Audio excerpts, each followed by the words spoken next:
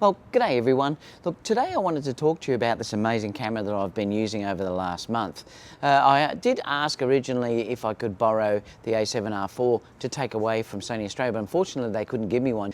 So luckily, one of the people that follow me, Michael, amazing guy, gave me this camera for the whole month to use. So I have now been able to give it a real test over the month, but this is only going to be part A. Part B is going to be when I get home to actually really analyse the images, so you're going to have to stay tuned for that part a little bit later on. But I did want to talk to you about how this is handled and my initial thoughts over the last month of how this went. So I have had a real good chance now to use this, so I thought I'd talk about that. So first of all, let's talk about the body. The body itself is a big improvement over the other cameras. Now I've mentioned this too with the A9 too, that it has got a better grip. Now, particularly if you have larger hands. I only have fairly small hands, so for me the original sort of A9 body or the a7R III is a perfect fit for my hands. But if you do have bigger hands, this is a definite better ergonomics on the grip. You can see through the side through here. The other thing too are the buttons are much better on this. The buttons are recessed out and they have a much more tactile feel about them, so that side of things is much better. So the ergonomics are like leagues ahead here. The other thing too, the card slots inside they are both the faster cards, so you no longer have one fast card and one slower card, so that helps as well when you're writing large files. So overall, using this over the last month, I have got used to the feel of the body and actually really quite like it now. But like I said, I still, due to the fact that I have got smaller hands, the original sort of a7R III size does fit my hands a little bit better. It does definitely feel like it's better made. You can sort of tell when you open up some of the hatches and things like that that it's got much better weather sealing, so that can also be important as well if you're dealing with rain and things like that, that the other one may have had issues if you were dealing with that way. So there is a lock now on the exposure compensation dial, so some people were complaining that when you click that or put it into the bag that dial would move. I've never had an issue with that, but some people do say they do that. And in fact, sometimes when I did want to shoot in the aperture priority mode, it was annoying sometimes because I did have to declick it and then I could move it. So I think there's probably a positive and negatives for that depending on how you want to shoot. The joystick feels much better on the back. It's sort of much more tactile than what the previous version was, and I think that is a massive improvement over the last version of this camera.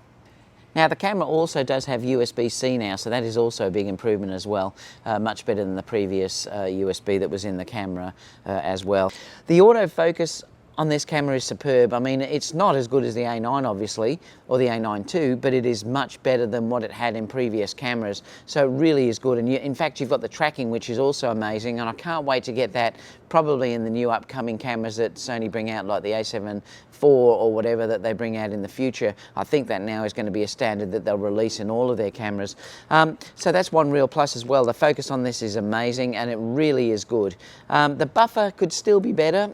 Look, using the high megapixels when I'm shooting, I do sometimes want to go into the menus or check things like that, or wait to preview it in the back, and I can see that the buffer is still filling up and it can slow the camera down a little bit. Overall though, I'm really happy with this. Like I said, this is only part A. Part B will really analyse the low light response to this, how the ISO is. It will look at the image quality itself and the file size. Travelling with this though, you do have to take into consideration the file size, and I do hope that Sony brings out a lower res version of this so that you can shoot lower res RAWs. I'm hoping that may be something that Sony would consider to do in the future, because the file sizes tend to be huge. But if you are a landscape shooter and you're careful about what you're shooting, it's amazing to have that 70 megapixels. I mean, I have looked on the back of the screen and blown the images up, and the amount that you can actually enlarge is incredible. Like I said though, in previous videos, I tend to shoot in camera correct and I don't crop much at all, so that really isn't much of an issue for me. But it certainly is going to be interesting when I get home to see the detail and everything else that I'm getting out of this camera. Areas for improvement though, definitely the screen at the back, that could be improved now by Sony.